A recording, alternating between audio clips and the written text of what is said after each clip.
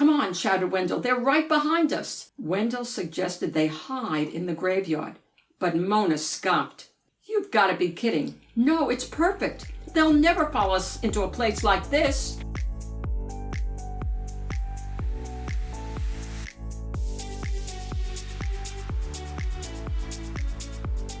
Hi everyone, this is Mrs. Reed for Fun. And the book that I'd like to share with you today is called One Halloween Night by Mark Teague. On Halloween, Wendell, Floyd, and Mona were walking home from school when a black cat crossed their path. Don't pet it, Floyd, cried Wendell. Don't you know that black cats are bad luck? That's just an old wives' tale, Mona said. Besides, what could happen? Wendell merely shook his head. Anything can happen on Halloween. In fact, something did happen as soon as they got home. First, Wendell discovered that his mad scientist costume had turned pink in the wash. This is definitely a bad sign, he thought. Then Floyd found out that he had to take his sister Alice trick-or-treating with him. Pirates don't have little sisters, he complained. Worst of all, Mona's mother insisted that she go out dressed as a fairy princess. I look ridiculous, Mona protested. Nonsense, said her mother, and handed her a magic wand. They all felt gloomy that evening as they set out trick-or-treating, and hoped that no one they knew would see them. But their troubles were far from over. At some houses, they were surprised with tricks instead of treats. At other houses, the treats were weird or awful. Soon their bags were full of candy with names like broccoli chews, sweetened sauerkraut, and eggplant fizzlers. I can't believe this is happening, Wendell grumbled. At that moment, a screech of laughter came from down the block. Floyd peered through his spyglass and groaned. It's Leona Fleabush and her nasty friends. Not them, Mona squeaked. They're the worst. We'd better run for it, cried Wendell. Floyd led them down a hidden path through the woods, behind the old Dreidel house. But soon Leona's jeering voice rang out. We see you. You can't hide. The chase was on. Finally, out of breath, they tried to slip behind some trash cans at the end of a narrow valley.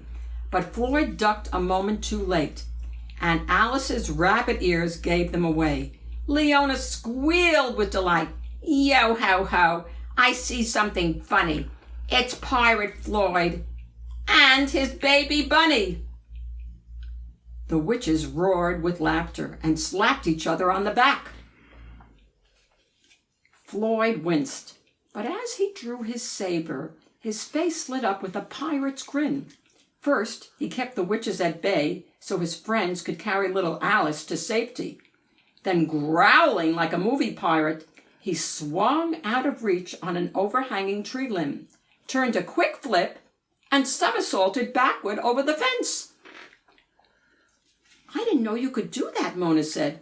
Floyd looked surprised. Neither did I. Come on, shouted Wendell. They're right behind us. They ran until they found something in an even stranger part of town. It's pretty creepy around here, muttered Floyd.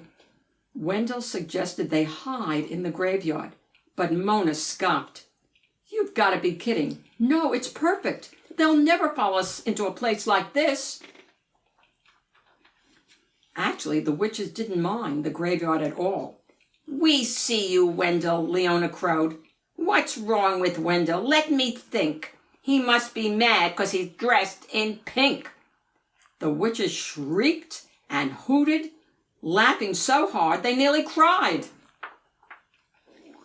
For a moment, Wendell's face turned as pink as his smock. But then an idea began to brew. He reached into his mad scientist kit and started mixing potions. Drink this, he told his friends. It will make us invisible. At the word invisible, the witches roared even louder, but their laughter turned to puzzled yelps when Wendell, Floyd, Mona, and Alice suddenly disappeared. By the time the potion wore off, the children were several blocks away. Everywhere they turned, haunted houses creaked and moaned. "I've got a bad feeling about this," said Floyd. "Can you make us invisible again?" asked Mona. Wendell nodded, but when he opened his mad scientist kit, it was empty, and suddenly the witches were approaching.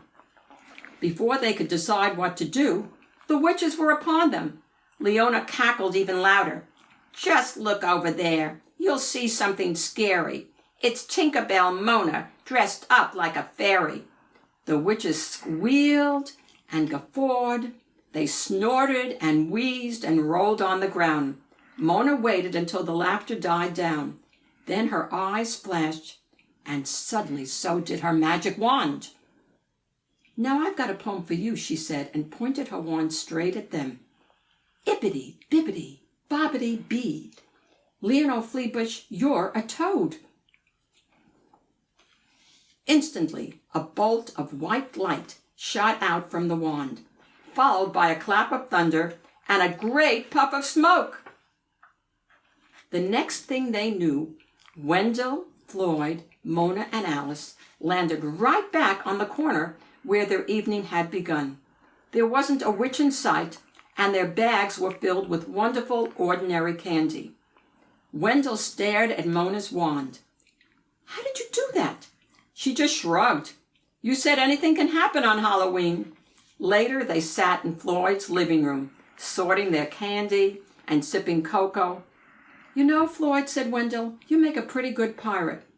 "Thanks, you're a good mad scientist, too, even if you are pink. But Mona was the best of all." She smiled. "I guess being a fairy princess was okay.